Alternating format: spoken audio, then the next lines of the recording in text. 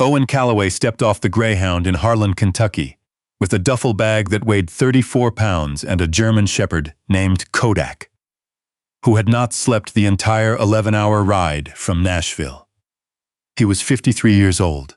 He had $17 in his wallet, a VA card that took 6 weeks to get anything done with, and a phone with a cracked screen that still somehow worked. The bus pulled away, and Owen stood in the gravel lot next to the station with his hand resting on Kodak's back. The dog pressed into his leg the way he always did when something was wrong. Everything was wrong. The town of Harlan looked the way it always did when a man returned to a place he'd left 30 years ago, expecting to find a version of himself still waiting there. The mountains were the same. The fog sitting low in the gaps between ridgelines was the same. The Dollar General on Main and the closed-up diner with the for-lease paper in the window were different, but only technically. Owen had grown up 2 miles from that bus station. He had joined the Navy the week after graduation and never come back for more than a few days at a time. Now he was back with nowhere else to go. His sister Loretta had told him over the phone that their uncle's property was sitting empty. The old man had died in February, left no will, no heirs, except Owen and Loretta lived in Phoenix with a husband who was politely opposed to complications. The property was 40 minutes outside town, up a gravel road that stopped being maintained sometime around 2018. There was a cabin on it. There was also, apparently, some kind of structure near the creek that nobody in the family had bothered to look at in years. "It's probably a shed," Loretta had said. Or it was a shed. I genuinely don't know. Owen had said he'd figure it out. He'd said that about a lot of things. Kodak had been with Owen for 6 years. The dog had served 2 tours in Afghanistan, attached to a SEAL team out of Virginia Beach. Retired early after a mission in Kandahar that Owen didn't talk about with anyone except his therapist, who he hadn't seen in 4 months, because the copay had gotten to be too much. Kodak walked with a slight hitch in his right rear leg on cold mornings. He weighed 91 pounds and had ears that swiveled independently, like 2 radar dishes tracking separate signals. He had saved Owen's life twice in a professional capacity, and once in a way that was harder to quantify, which was the winter after Owen's discharge, when Owen had been sitting in a parking lot in Virginia Beach at 2 a.m, and Kodak had put his head in Owen's lap and simply refused to move until something in Owen's chest unclenched enough for him to drive home. Owen had given up the apartment in March. The job at the security firm had ended in January. Not badly. Just ended. The contract ran out. The company downsized, and Owen was 53 years old in a field that wanted 28-year-olds who could work 16-hour shifts for 60% of the pay. He'd couch-surfed for 2 months. Then Loretta had mentioned the property. He called a man named Burl Sexton, who was the closest thing Harlan County had to a property caretaker for hire, and Burl said he'd kept the grass cut around the cabin and made sure the well pump still worked. But that was the extent of it. The creek structure, Burl called it. He had not gone inside. He said the door was padlocked from the outside, and he hadn't seen a reason to bother. Owen said he'd take a look. The truck Burl lent him smelled like cigarettes and pine air freshener. Kodak rode in the back seat with his nose pressed against the gap in the window, cataloging everything. The low farmland giving way to ridge, the smell of creek water and red clay, the particular wildness of eastern Kentucky in late October, when everything was starting to close down for winter, but hadn't quite committed to it yet. The cabin was small and solid, built from cinder block sometime in the 70s, the kind of structure that would still be standing when everything around it had gone back to forest. The roof had been patched in 2 places. Inside there was a cot, a wood stove, a table, 3 chairs, and a set of shelves holding canned goods that had expired sometime during the Obama administration. Owen opened the windows and let the mountain air move through. Kodak did not go inside. He stood on the small porch and looked toward the tree line, ears forward, reading something Owen couldn't hear. "What is it?" Owen said. The dog glanced back at him, then looked toward the trees again. Owen followed the direction of Kodak's gaze, through the oaks and red maples dropping their last leaves. Maybe 200 yards down a slope, he could see a glint of metal, something catching the gray afternoon light. He put on his jacket. Kodak moved ahead of him through the leaves, that slight hitch in his stride, head low, working. The structure near the creek was not a shed. It was a boat. Not a riverboat, not exactly. It was a flat-bottomed aluminum hull, maybe 30 feet long, with a cabin built onto it from what looked like corrugated sheet metal and salvaged lumber. It was sitting on a pair of rusted trailer frames at the edge of the creek, which ran fast and cold this time of year and was maybe 8 feet wide at the point where someone had, at some point, laid 2 railroad ties across as a bridge. The whole thing sat under a corrugated tin roof that extended out from the creek bank on posts, like a carport, but for a boat that had never, based on the evidence, gone anywhere. Owen stood at the edge of the trees and looked at it for a long time. Kodak had stopped walking.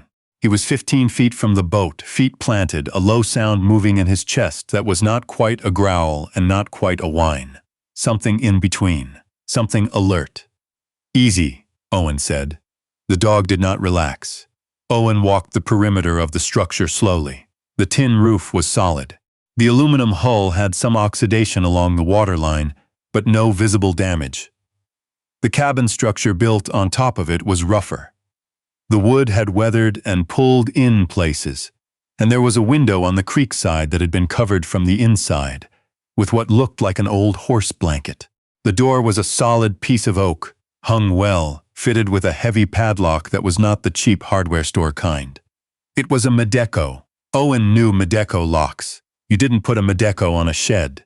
He walked back to the cabin, found his uncle's old toolbox under the porch, and spent 20 minutes until he located a bolt cutter that was barely up to the task. He had to work at it. When the shackle finally snapped, the sound seemed too loud in the quiet of the trees. Kodak was at his side before Owen reached the door. Inside, the air was cold and still, and smelled like machine oil and cedar, and something else Owen couldn't immediately name. Something dry and papery, like a library or an old church.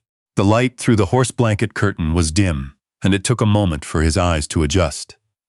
The boat's interior was one room, roughly 12 by 14 feet.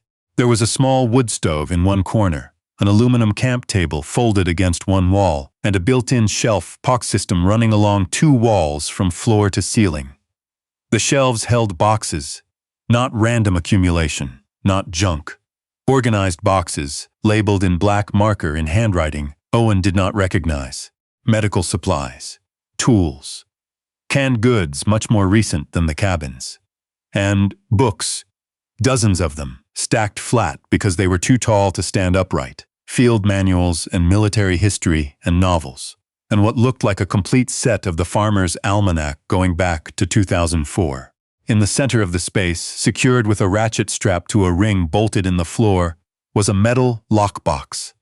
Green, the kind the military used. Owen had owned 3 of them over the years. Kodak moved slowly around the perimeter of the room, nose working, making no sound now. The dog was in a mode Owen recognized from deployment. Not threat response, not alert, something more like reading. Taking inventory. Owen crouched in front of the lockbox. There was no lock on it. He undid the strap. He opened the lid. Inside, folded in a plastic sleeve, was a map. Hand-drawn, detailed, covering what Owen recognized as this county and the 2 adjacent ones, marked with locations, coordinates, notes in the same small handwriting as the shelf labels. Under the map, a composition notebook. Under the notebook, a Ziploc bag holding a set of keys, a VA card with a name Owen didn't recognize, Caldaran R, and a folded piece of paper. Owen opened the piece of paper. It was a letter, handwritten, 2 pages, addressed to no one in particular. He read it standing up in the cold boat, Kodak sitting beside him, the creek moving quiet and fast outside. Cole Darren Reeves had been a Navy SEAL. Owen figured this out from the letter, which was part explanation, part instruction, and part something else. Something rawer and harder to categorize. Cole had served 2 tours in Iraq and one in a place he referred to only as the Valley, which Owen understood without needing it explained. Cole had gotten out in 2009. He had come back to Harlan County, where he had family, and discovered that the family was mostly gone, and the county had changed in ways that felt like more than just time passing. He had found the property through Owen's uncle, who it turned out had known Cole's grandfather. He had made some arrangement. The letter was not specific about the terms. To use the creek structure. He had spent 3 years building it out. The map, the letter explained, showed 23 locations in the Tri-County area, abandoned properties, empty houses, overlooked parcels that Cole had scouted and documented. Places where a man with nothing left had somewhere to go. Places with water access or shelter or both. He had been building something, not just the boat structure, a network, an informal system. The letter did not say what had happened to Cole. It said only, "If you're reading this, I'm not coming back to it. Everything here is for whoever needs it. Use it right." Owen sat down on the floor of the boat with the letter in his hands. Kodak lay down next to him, his warm weight pressing against Owen's leg. Outside, the creek ran on. The October light was going flat and gray through the horse blanket window. Owen read the letter twice more. Then he sat with it for a long time without reading anything, looking at the shelves, at the organized boxes, at the composition notebook he hadn't opened yet. He had not had a plan when he got off the bus in Harlan. He had had $17 and a duffel bag and a dog and a cabin with expired canned goods. He had been 53 years old and trying not to think too clearly about what the next year looked like. Because when he thought clearly about it, the shape of it was very dark. He had not expected this. "Okay," he said, to Kodak, to the room, to Cole Darren Reeves, to whatever part of the universe still paid attention to men like them. Okay. He opened the composition notebook that night, in the cabin, by the light of a propane lantern he found in the supply boxes. Kodak slept on the floor beside the wood stove, legs twitching occasionally in whatever shepherds dreamed about. The notebook was a log. Every page was dated, going back to 2014. Cole had documented every trip, every location scouted, every supply run, every person he had encountered and helped. Not names, mostly, just descriptions. Man, late 50s, Vietnam era, found at location 7, got him to the VA in Harlan. Woman with 2 kids, not military, left location 12 for the shelter in Pineville. Brothers, both Marines, Gulf War, set them up at location 4, working on longer term. 41 entries over 9 years, 41 people. Owen sat with the notebook until midnight. Then he made a list of things he needed. Not a long list. He was used to working with what was available. The first thing he did was find Cole. It took him 4 days, working through the VA office in Harlan and 1 phone call to a woman named Susan at the regional VA in Lexington, who was one of those rare federal employees who actually tried. Cole Darren Reeves had died in March, 2 months before Owen had arrived, in the VA hospital in Lexington. He had been 61 years old. He had listed no next of kin. He had been buried in the veterans section of a cemetery in Fayette County with a government marker. Owen drove to Lexington and stood at the grave for a while. Kodak sat beside him, still and correct, in the way the dog had of understanding when something needed stillness. "I've got it," Owen said. He didn't know if that was comfort or a promise or both. He said it anyway. The county had a veteran support group that met on Thursday evenings at a church in town. Owen went twice before he said anything. The 3rd Thursday, he brought the map. He didn't make a speech. He wasn't built for speeches. He spread the map on a folding table and said he had come into some information about resources in the county, documented locations, supply caches, and that he wanted to share it. He said he needed people who knew the area. He said he also needed help getting 1 location in particular operational. and he described the boat structure by the creek. A man named Vernon, who had served in the Gulf and then spent 12 years working for the county road department, said he knew something about electrical systems. A woman named Teresa, whose son had come back from Fallujah and taken 3 years to find his footing, said she could coordinate with the food bank. A young man named Davis, who had done one tour in Afghanistan and come back to find his marriage ended and his trade license lapsed, said he needed a project and he knew how to frame walls. Owen said that was a start. Over the next 6 weeks, they worked on the boat structure. Davis rebuilt the interior walls, properly this time, with insulation. Vernon ran a line from the cabin's electrical panel. Teresa organized the supply inventory and extended it, connecting to 3 churches and a regional nonprofit that nobody had known was operating in the county. Owen spent his mornings on the map, driving the routes Cole had scouted, checking which locations were still viable, which had been developed, which needed to be updated. Kodak came everywhere with him. The dog had taken to this work the way he had taken to everything, methodically, with complete attention and without complaint. When they scouted properties, Kodak moved through them with the same careful deliberateness he'd brought to clearing buildings overseas, and more than once he paused and indicated, and Owen found something the location hadn't suggested from the outside. A water source, a structural problem. Once a man who had been sheltering in what appeared from the road to be a completely derelict farmhouse, who had been there for 3 weeks, who was a Marine named Bill Ostrowski, who had lost his housing in Knoxville and driven until he ran out of gas. Bill Ostrowski ended up moving into the boat structure for 6 weeks. He left in December with a job lead and a temporary housing voucher and a handshake that lasted a long time. Owen found the second lockbox in November.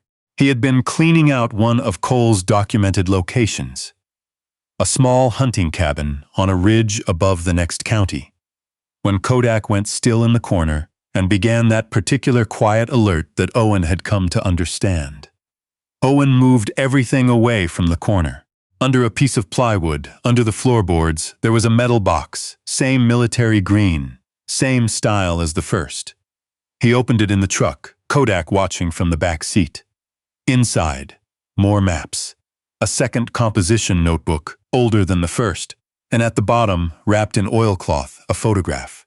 The photograph was old, printed on the kind of thick stock that suggested the 90s or early 2000s.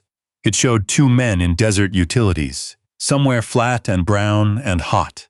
One of them was younger, maybe mid-30s, and Owen studied the face until he was reasonably certain he was looking at Cole Darren Reeves as a younger man.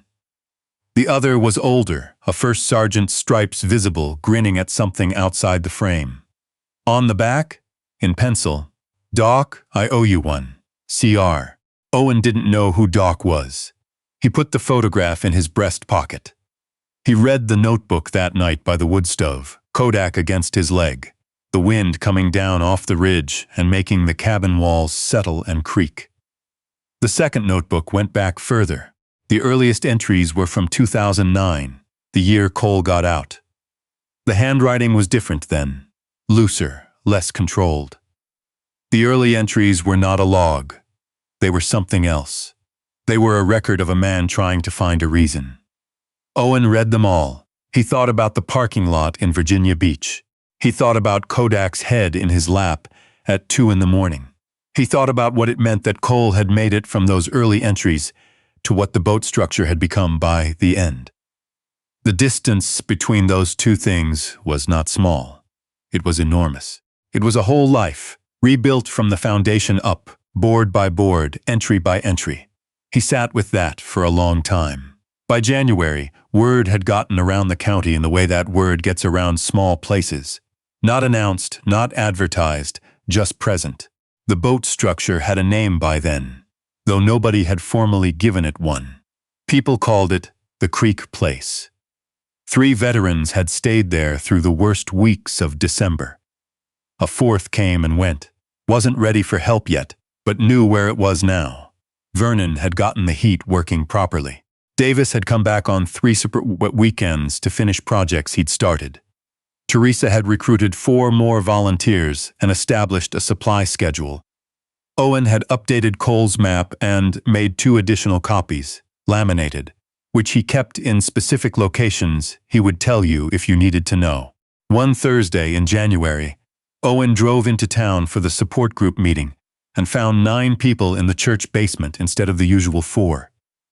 Word from a VA social worker in Lexington. 3 of the 9 were veterans he hadn't met. One of them, a woman named Anne who had served as a combat medic and then spent 7 years dealing with a VA system that had not made things easier, shook Owen's hand and said she'd heard about the Creek place and wanted to help. Owen said they could use someone with medical training. She looked at Kodak, who was sitting at Owen's left heel with the patience of something ancient. "What's his story?" she asked. "He served," Owen said. 2 tours. He's good at his job. Retired?" Owen looked at the dog. Kodak looked back at him with those pale eyes that saw more than Owen was usually comfortable with.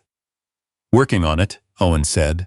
He found the last thing Cole had left in February, which was almost exactly a year after Cole had died, and almost 4 months after Owen had arrived in Harlan with $17 and a cracked phone screen.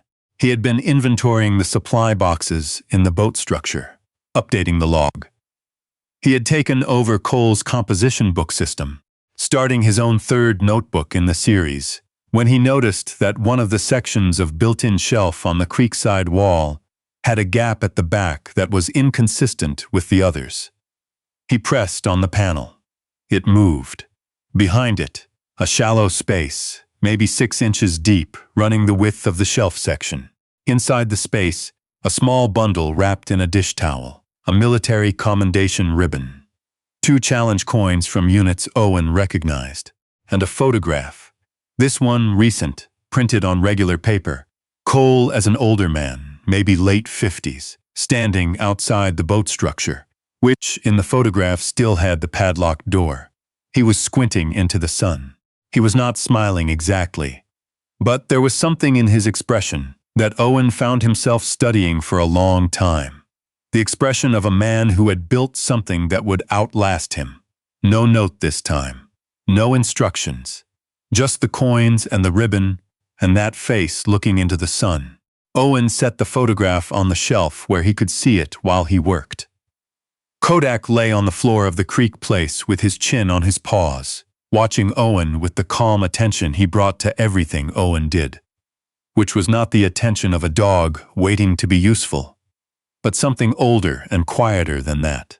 The attention of someone who knew that the work itself was the thing, and the doing of it was enough. And the man doing it was not the same man who had stood at a bus station in October with $17 and no plan, though he carried that man inside him the way you carry anyone who has walked a long road with you.